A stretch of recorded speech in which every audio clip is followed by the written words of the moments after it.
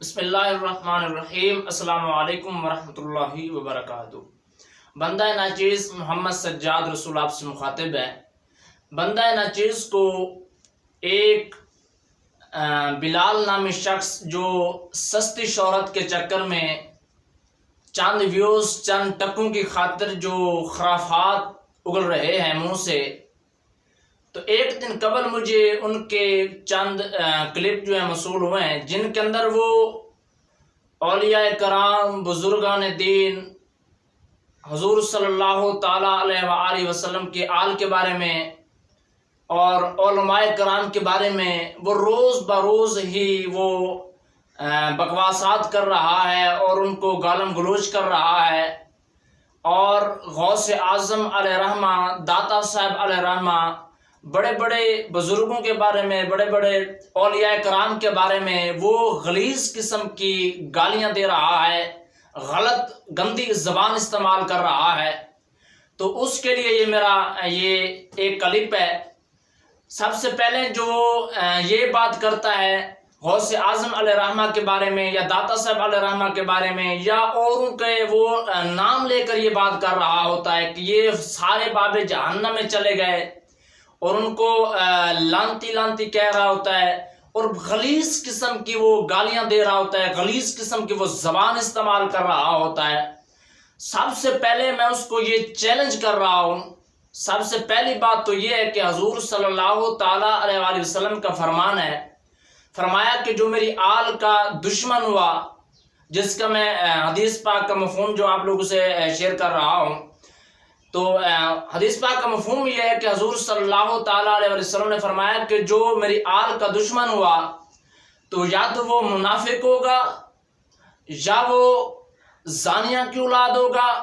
یا وہ اپنے ماں کے پیٹ میں اس وقت آیا جب اس کی ماں پلید تھی۔ اب یہ غوث اعظم علیہ رحمہ جو سید ہیں، جو داتا صاحب علیہ رحمہ جو سید ہیں، جو حضور کی آل ہیں، ان کے بارے میں اتنی غلط زبان استعمال کر رہا ہے، بزرگان دین کے بارے میں غلط زبان استعمال کر رہا ہے، اولیاء کرام کے بارے میں غلط زبان استعمال کر رہا ہے، یا آج کل کے علماء کرام امیر اہل سنت مولانا الیاس عطار قادری صاحب، یا ثاقب رضا مصطفی صاحب، یا امیر المجاہدین خادم حسین رضوی صاحب علیہ رحمہ،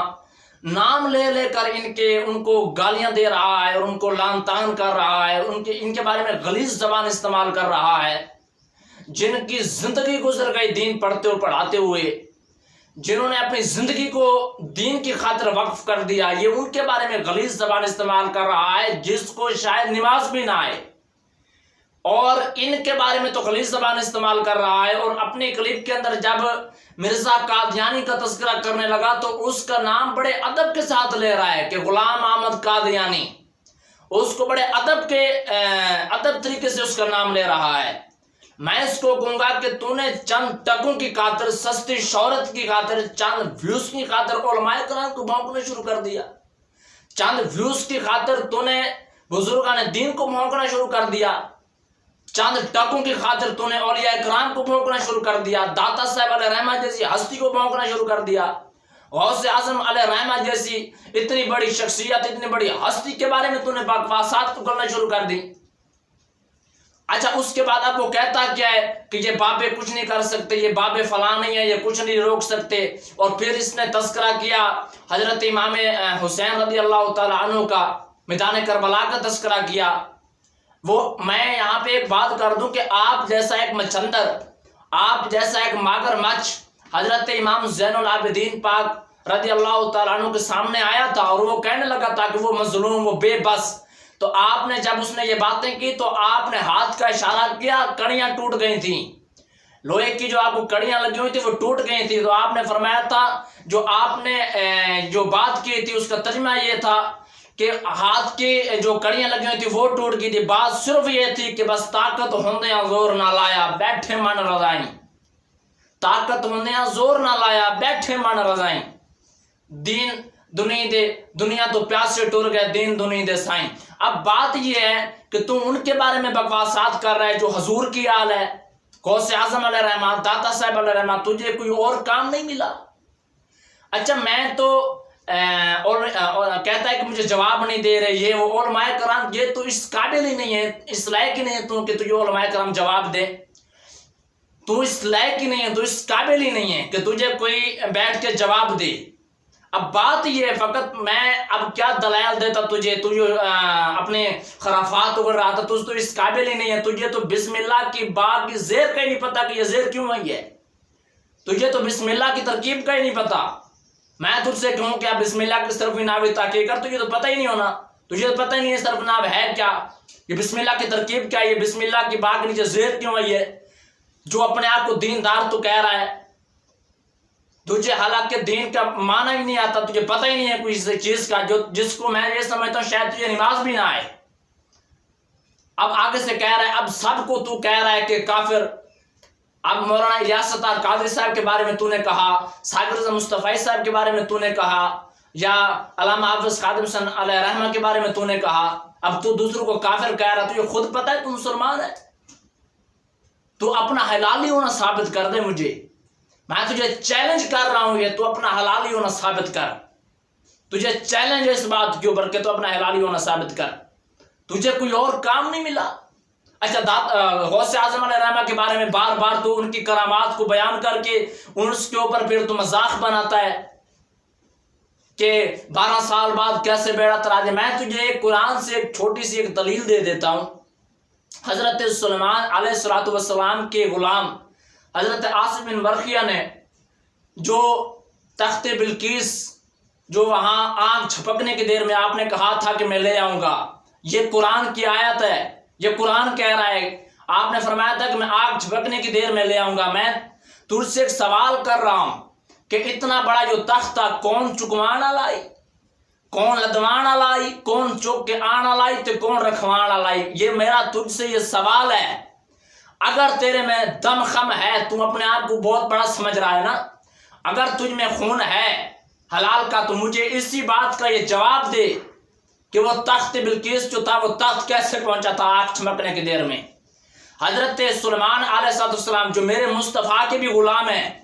میرے مصطفیٰ تو امام الانبیاء ہیں، رسولوں کے سردار ہیں،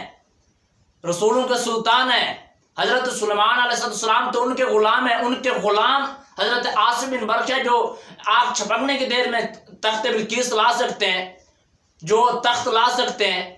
ان کے اندر اتنی پاور ہے، تو کبھی سوچا ہے کہ حضور کے غلاموں میں کتنی پاور ہوگی؟ حضرت سلیمان علیہ السلام کے غلام میں اتنی پاور ہے تو حضور کے غلاموں میں کتنی پاور ہوگی؟ اچھا تو اپنی مجھے یہ جو تو بات کر رہا تھا غوث اعظم علیہ رحمہ کے حوالے سے، مجھے اسی بات کا تو جواب دے دے، بس یہ میرا چیلنج ہے تجھے۔ تو بار بار اور تجھے دلائل دیے جائیں مدد کے حوالے سے، وسیلے کے حوالے سے، جو تو اپنی بکواس ہاتھ اگر رہا تو اس قابل ہی نہیں ہے کہ تجھے دلائل کیا دیے جائے، تو اس لائق ہی نہیں ہے، تجھے کیا دلائل دیے؟ تجھے تو نماز ہی نہیں آتی، دلائل تو بندہ اس کو دے جو آگے جس کے اندر کوئی دم خم ہو، جس نے کوئی 4 کتابیں پڑھی ہوں۔ تجھے تو پتہ ہی نہیں ہے کسی چیز کا، تجھے جس کو نماز ہی نہ آئے سیدھی، اس کو آپ بیٹھ جائے بندہ کیا دلیلیں دینے۔ یہ ایک چھوٹی سی میں نے تجھے ایک مثال دی ہے قرآن سے، مجھے اس بات کا تو جواب دے دے اگر تجھ میں کوئی دم خم ہے تو۔ باقی میں لوگوں سے بھی، آپ تمام دوست اب آپ جو باقی جو سن رہے ہیں، میں ان سے یہ گزارش کروں گا کہ ایسے لوگوں کو بالکل ہرگز نہ سنا جائے جو بزرگان دین اولیاء کرام جو ان کے بارے میں ایسی بکواسات کرے۔ اور میں اعلیٰ افسران سے یہ بھی گزارش کروں گا کہ ایسے جو گلی محلوں کی جو محنت ہوتے ہیں، جو ملک کے اندر انتشار پھیلا رہے ہوتے ہیں، امت کے اندر ایک انتشار پھیلا رہے ہوتے ہیں، تو ان کو گرفتار کیا جائے، ان کو کٹہرے میں لایا جائے، یہ جو انتشار پھیلا رہے ہیں۔ باقی جس کے اندر تجھ میں کوئی دم خم ہی نہیں ہے، تو ایسے بکواسات کیے جا رہا ہے، تجھے دم خم ہے تجھ میں، تو میرے چیلنج کو قبول کر، تو اپنا حلالی ہونا ثابت کر، تو مسلمان ہونا ثابت کر، مسلمان ہونا تو دور، تو حلالی ہونا ثابت کر۔ اور تجھے جو میں نے یہ ایک مثال دی ہے تخت کی، یہ تو مجھے اس آیت کا تو مجھے بتا دے، تو مجھے اس کی تفسیر بتا، اور تو یہ مجھے سمجھا کہ وہ آنکھ جھپکنے کی دیر میں وہ تخت کیسے پہنچا تھا۔ تو مجھے بس اسی ایک واقعے کا جواب دے دے اگر تجھ میں دم خم ہے تو۔ باقی میں تمام دوست اب آپ سے پھر یہ گزارش کروں گا، ایسے لوگوں کو سننے کی بجائے ایسے لوگوں کو تو چھتر مارے جائیں، یہ اس قابل ہی نہیں ہے۔ جو اٹھتا ہے روز بروز بس دین کے خلاف اگلنا شروع کر دیتا ہے، جس نے دین کا ایک لفظ ہی نہ چاہے پڑھا ہو، جس کو کلمہ بھی سیدھا نہ آئے، وہ اولیاء کرام کے بارے میں جن کی ساری زندگی گزر گئی دین پڑھتے پڑھاتے ہوئے، جنہوں نے اپنی زندگی کو دین کی خاطر وقف کر دیا، یہ ان کے بارے میں بکواسات اٹھ رہا ہے۔ جو حضور صلی اللہ تعالیٰ علیہ وسلم کے آل ہیں، جو سید ہیں، ان کے بارے میں بکواسات اٹھ رہا ہے،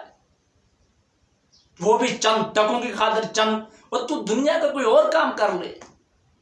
مقصد تو نے پیسہ ہی کمانا ہے، چند ویوز ہی لینے ہیں، تو نے شہرت ہی سستی شہرت ہی کمانی ہے، اور کام کر لے، تجھے یہی کام ملا تاکہ تو بزرگان دین کو بھونکنا شروع کر دے، اولیاء کرام کو بھونکنا شروع کر دے، حضور کی آل کو بھونکنا شروع کر دے۔ کوئی تو عقل کر،